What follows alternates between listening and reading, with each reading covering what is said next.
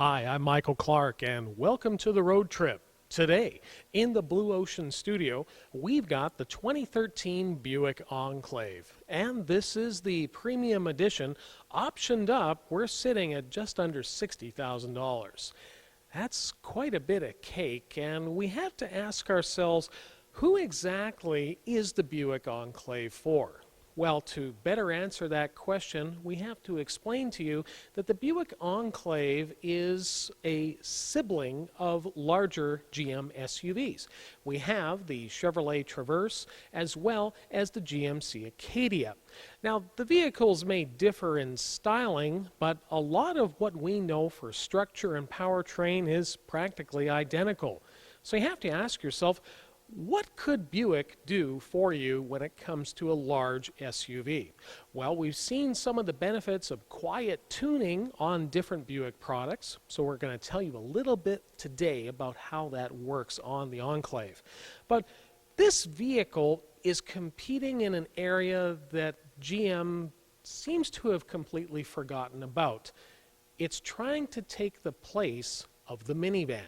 Now, we remember the GM minivans of yore and vehicles such as the Saturn Relay, the Buick Terraza, downright forgettable if you ask me.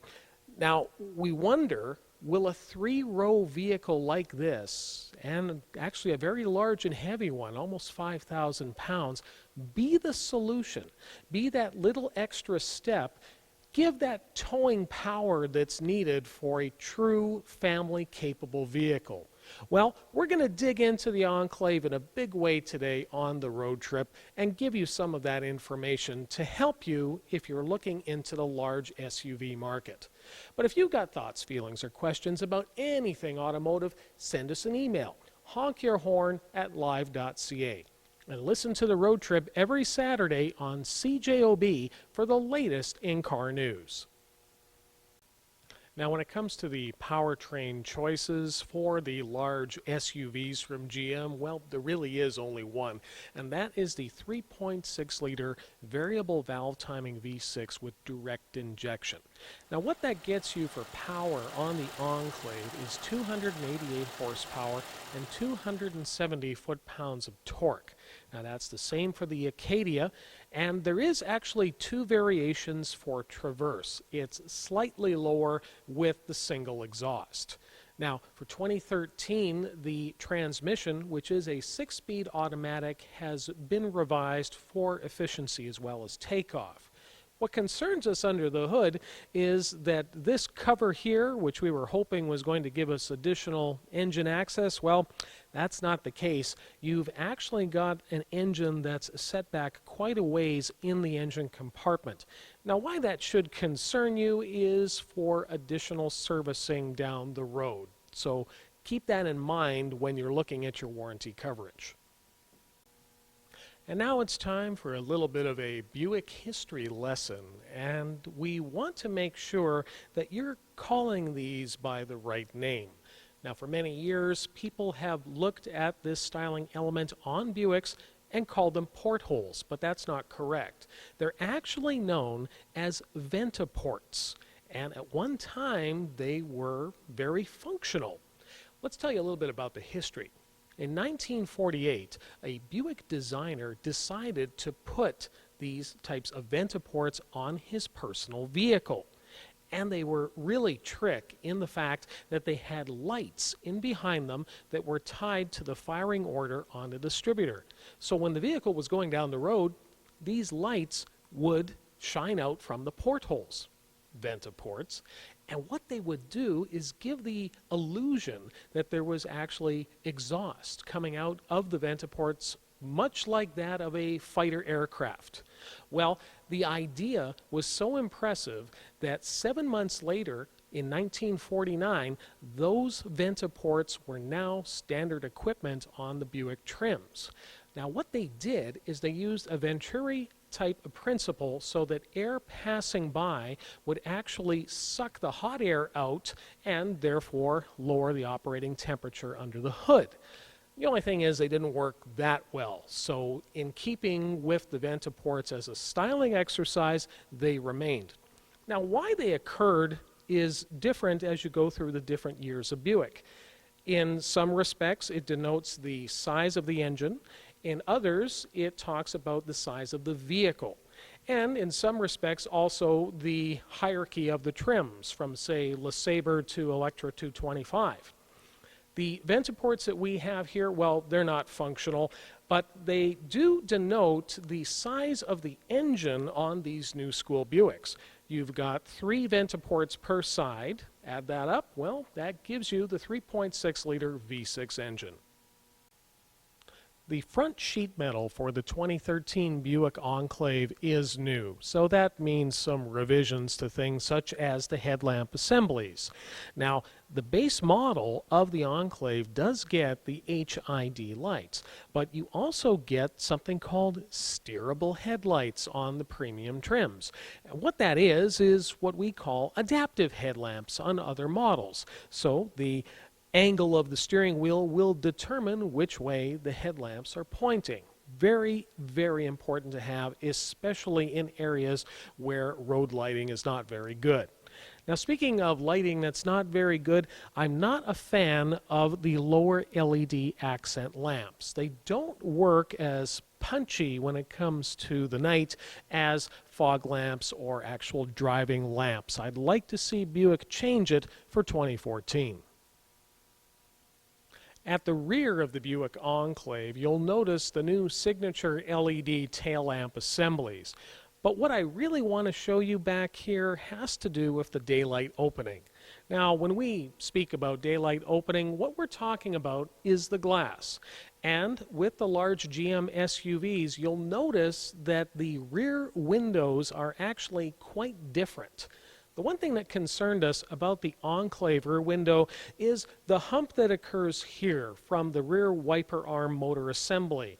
And when you look in the rear view mirror, you're going to notice that your rearward vision could be compromised. So keep that in mind when you're looking at the other models. Our pick so far for the best visibility is the GMC Acadia. Now let's pop the power hatch.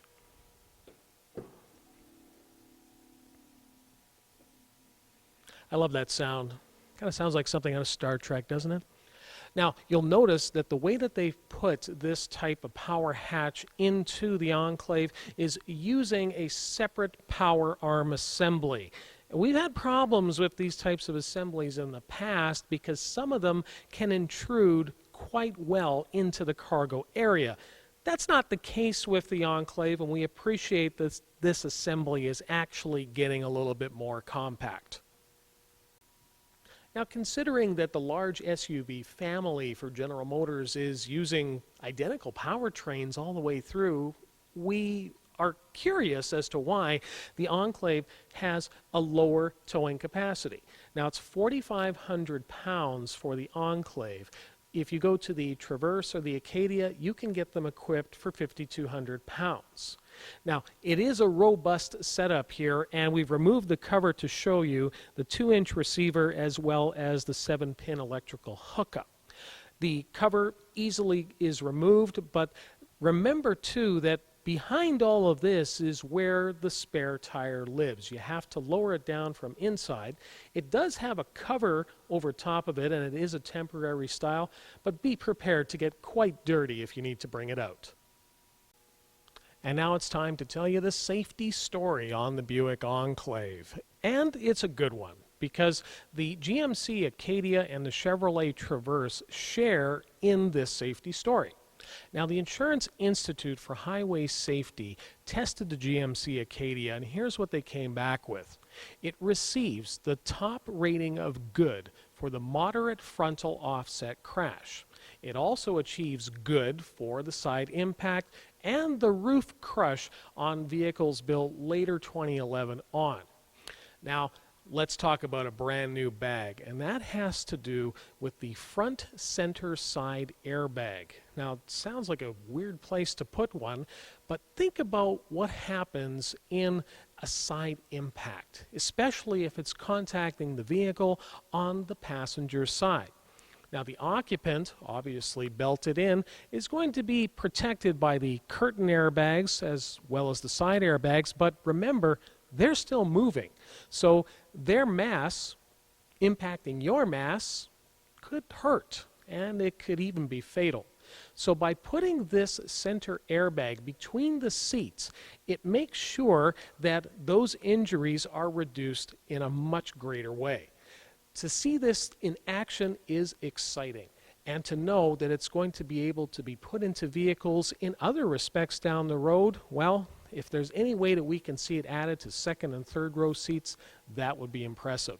But it's so impressive now that it's actually been named the best new technology by the Automobile Journalists Association of Canada. I think we're going to be seeing a lot more of this type of airbag placement on future GM vehicles.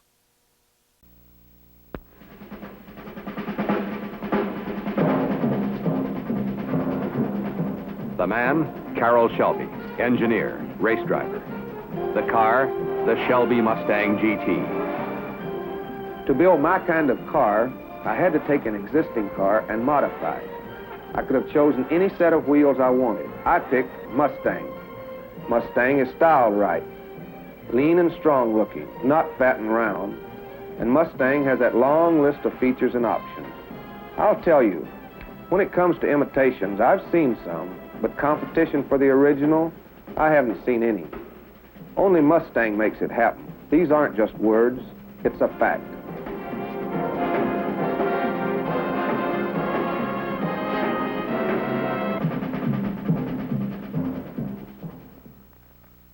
Ford has a better idea. Well, I'd like to come up with something interesting to say about the Buick at this point to somehow take up the next 15 odd minutes, but nope, gotta suck it up, gotta get back there. So here we go. I regret nothing. And we're back. Well, we're in the back. We're in the third row of the Buick Enclave. And the one thing that I wanted to point out with this seat is that there actually feels like there's a little bit of padding back here. And that's something we don't tend to see when it comes to anything with a third row. Now, it's still a little bit on the firm side, but I do like the positioning of the third row in comparison to the second and the first rows. It's almost a little bit like the theater style of seating. The one thing I did notice already, though, is that there is absolutely no padding on the armrest areas for the third row. In fact, you're going to find your elbow sitting in an area just behind one of the cup holders. And as we know, when you rest your elbow on something hard for a long enough period, that when you whack that elbow, the funny bone is going to erupt in a way that will make me, or you, cry like a little girl. Now, this Buick Enclave in the premium level has the 20-inch wheel combo. But I wanted to point out something here behind the spokes, and something that you're going to find has actually helped when it comes to the stopping power of the Buick Enclave. Because up front and in the rear, you've got ventilated rotors. Now, it's not exactly going to handle like a Corvette, but it has been reduced when it comes to the stopping distance, almost 6 feet over that of 2012 in relation to a panic stop. I also wanted to point out what you can't see behind here, and that's been the new dampers that have been placed front and rear, all designed to give it a little bit more smoother ride. Now, when it comes to a vehicle that's the size of the Buick Enclave, you want to make sure that you've got some features that make it easy for parking, and that would be the exterior folding mirrors. Now, these power units also have the LED repeaters on them to make sure that you're well seen in your maneuvers on the motorway. Now, doesn't stop there. We have some additions when it comes to safety equipment that we've seen on a lot of other different makes. For example, blind spot indicators in the panes of the mirrors and cross traffic alert for the rear. I have no idea why it's doing that. Now, we're kind of wondering where the side steps are going to pop out on the Buick Enclave because Well, it's quite a ways up there to get to the roof rails. Now, they're not just big hunks of chrome that look pretty. There actually is a track system on the other side that allows you to put the braces in if you're going to be using it for rooftop storage. And the neat thing about them is that that functionality remains even though we're talking about a dual sunroof pane vehicle. So keep it in mind, especially if you're going to be doing those type of national lampoonish road trips. There's a few extra points of storage back here we'd like to tell you about, and one of the ones that really got our attention was the fact that the side door panels don't have just the expected lower bottle holders. They actually have cup holders placed at the armrest level. Now, the seat backs have the pockets, and there is also the plug-in point for your AC power source at the rear of the console, as well as 12-volt DC. There's also component cables to hook up because you do have the overhead DVD system. You also have the audio controls and HVAC controls at the rear of the console for the second row passengers. Now, these are definitely some of the larger headrests that I've seen on vehicles in this class, but here's what's neat about them. We've seen the types of headrests that articulate, but have you ever seen the type that can slide back and forth, giving you exactly the type of comfort that every driver and front passenger is going to need? The front door pockets have the expected bottle holder areas, but what I wanted to show you on the driver's side door panel of the Buick Enclave has to do with the memory positions, because not only do they look after the seat as well as the power tilt and telescoping wheel on the Enclave, they also give you an easy exit function. Simply press the button between the 1 and the 2 and it slides the seat back to make it much easier to get in and out of. Now, the one thing that I did find about this particular Enclave, as well as the Acadia with the power tilt and telescope, is that the wheel position doesn't come up as far as I would like it to. I actually found that the manual tilt and telescope on the Traverse was able to get the wheel into the right position, so I was able to see the instruments correctly. That's definitely something that GM has to look at right soon. Now, the press speak for the 2013 Buick Enclave, well, they talk about things like the improvement of the soft touch materials as well as fine embroidered stitching. Well, here's the problem. It all depends on where you put that stitching. And on the Buick Enclave, we've got an issue when it comes to the reflective properties of the stitching that's ahead of the instrument panel. Now, that particular line of stitching follows the entire front of the glass, and depending on how you're looking at it during the day as well as the night, you're going to get reflections that appear on the glass, and it can get quite annoying. In fact, because of it, I would have to say that my choice for this vehicle would be to go to the GMC Acadia. What I like about the Acadia is the availability of the heads-up display.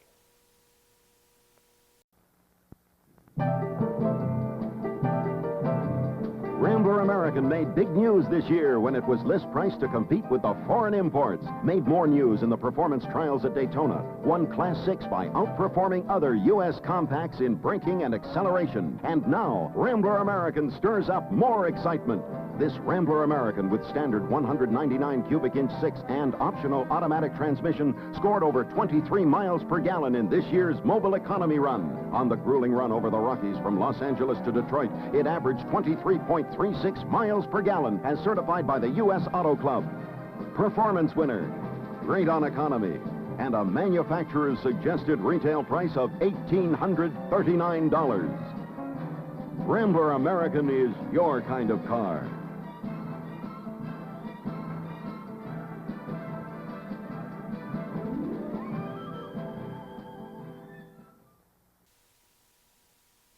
The revised center stack has the IntelliLink head, and that allows for connectivity with your Bluetooth devices and will support things such as applications. And when we say applications, things that can be streamed from your Bluetooth-enabled phone. For example, Stitcher Radio is one of the first that will be available with the IntelliLink system. The screen is of the touch variety, and the color and the crispness and the refresh is very good. The front seats on the Buick Enclave are both heated and cooled, and in this switch quadrant is where you're going to find the controls for the rear wiper washer, traction control, the tow haul mode, as well as functions for the rear power liftgate. We don't like the placement of these switches because it takes you away from the line of sight while operating the vehicle. The new HVAC controls display the temperatures for the front driver zone as well as the passenger zone. And it's very easy to understand exactly where you're pointing the air on this system. Like all vehicles of the GM large SUV variety, there is a top storage compartment with the USB connection. You also have two clocks, one with the IntelliLink head as well as the jeweled unit directly overhead. Why do you need two clocks? Well, let's say you're a mover and shaker and want to know what the time is in Shanghai. Both front visors are equipped with illuminated vanity mirrors and the ability to slide to help with sunblocking. The steering wheel controls, well, they're starting to look a little bit dated. In fact, I'm wondering if this steering wheel started life in a Chevy Impala, and the tack-on controls, well, they look tacked on. The other thing we noticed too, especially at a price point just under $60,000, is where is the push button start? You're still going to be dangling your keys off the side of the column. As for the rest of the console, we've got a sliding armrest and additional storage within the armrest. There's also a large cubby covered with a roll-top style door. The dual front cup holders have the bladder-style cinchers, and they're of good depth. The automatic transmission shifter has the ability, with the side switch, to shift manually as needed, and that's definitely appreciated when it comes to towing. Our premium tester included both power lumbar for the front driver and passenger seats, and full power articulation for the passenger. Inside the Buick Enclave, the interior refinements, well, they're definitely on par with many of the competitors at this price point. Is it at the point of being exceptional? I'd say pretty darn close. The only things that I've got druthers about inside the interior is where this magical plastic tree comes from. I've never seen it occur in nature or cartoons, and I'd really like to see more of a technical type of treatment at this point. Fake is fake, and this is some of the fakest wood I've seen in a long time. Volcano.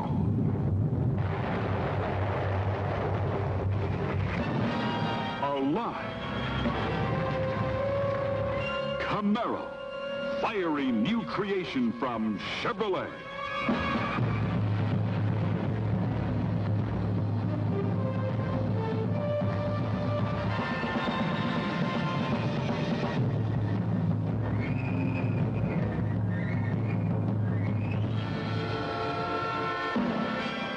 Camaro, the new car that's something else.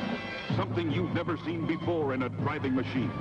This is the SS350 with rally sport equipment, wicked black grille, and a fuselage that bulges around its 350 cubic inch V8 engine. Shaped for action, all the way back to its sporty rear deck.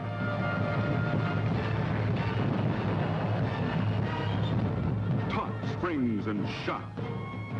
Wide big car stance for road-hugging stability. Camaro SS350, broad rally stripes circling the front. New safety features are standard equipment. Among them, the new GM-developed energy-absorbing steering column. Back seat up, back seat down. You can order yours with special instrumentation, too. Camaro in coupe or convertible, add whatever you can handle. Like hideaway headlights, big car engine.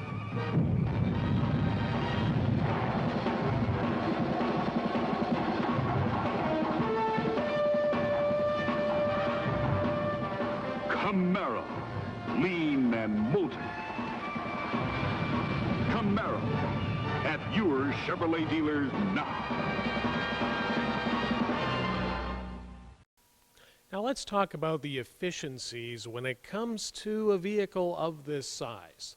Now the 2013 Buick Enclave is rated at 13 liters per 100 kilometers in the city. On the highway, figure around the 8.5s if you actually believe the pipe dream that is Natural Resources Canada. Because realistically, we found that you got to add about 3 liters per 100 kilometers to anything that those official numbers say. That's not including adding things such as a trailer, 8 people, stuff, things on the roof. This is definitely going to be a thirsty solution when it comes to many family needs, which is why a lot of people are starting to look at these vehicles and say, is it simply too much? Do I need to look at something a little bit smaller, or is it time to take a look at what's left of minivan? And we all know who's controlling that. But the one thing that we have found with some of the minivan solutions is that the comfort factor and the practicality factor, they don't always go together. For example, some of the seat systems that stow in the floor, well, not particularly comfortable for larger size passengers. So all of a sudden, something like the Enclave and the Acadia and the Traverse make a little bit more sense. They take us back to a time when vehicles were, well, large. We think of the station wagons of old, the Buick estate wagons with their clamshell tailgates and their chrome roof racks. I wonder if we're actually going to see some wood paneling occurring on the Enclave anytime soon. Well, we certainly hope not. But we'd have to say that there is a value proposition here that needs to be considered. One that I think you should be aware of is the quietness of this vehicle. Quiet tuning from Buick, well, it's not just a badge. It has to do with things like additional sound insulation where it matters, laminated glass. And in the testing of the vehicles, we did find that the only one that came close for quietness is the Denali version of the Acadia. I'd like to point out to our viewers that the Chevrolet Traverse, it's one of the loudest vehicles that we've actually driven in a long time, and I'm not just talking about comparing it to the likes of Buick. Well, considering that you can get into something like this with quiet tuning technology for under $42,000 in front-wheel drive mode, it's definitely worth considering. As we mentioned, our tester today is priced just under $60,000. I'd have to admit that with my driving skill, I'd be fine with a front-wheel drive and a proper set of winter tires, which is what you should all be considering. Now, if you've got thoughts or feelings about anything automotive or Buick Enclave, send us an email at honkyourhorn@live.ca and listen to The Road Trip every Saturday on CJOB from 10 till noon for the latest in car news.